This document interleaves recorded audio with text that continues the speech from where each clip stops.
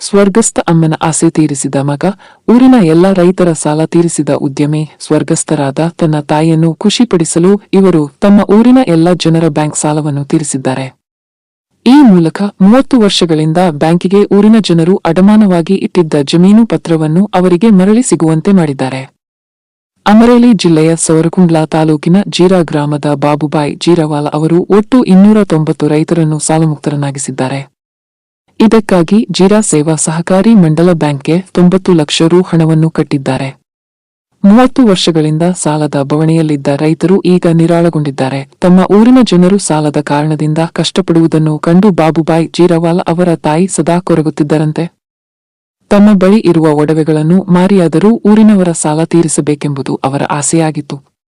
ಇದು ಸಾಧ್ಯವಾಗುವಷ್ಟರಲ್ಲಿ ಅವರು ಸ್ವರ್ಗಸ್ಥರಾಗಿ ಹೋಗಿದ್ದರು. ಇದೀಗ ಬಾಬುಬಾಯಿ ಜೀರವಾಲ ಅವರು ತಮ್ಮ ತಾಯಿಯ ಆಸೆಯನ್ನು ಈಡೇರಿಸಿದ್ದಾರೆ. ಜೀರಾ ಸೇವಾ ಸಹಕಾರಿ ಮಂಡಲ ಬ್ಯಾಂಕ್ನಲ್ಲಿ ಜೀರಾ ಗ್ರಾಮದ 299 ರೈತರ ಹೆಸರಿನಲ್ಲಿ ಒಟ್ಟು 89,89,209 ರು ಸಾಲ ಇತ್ತು.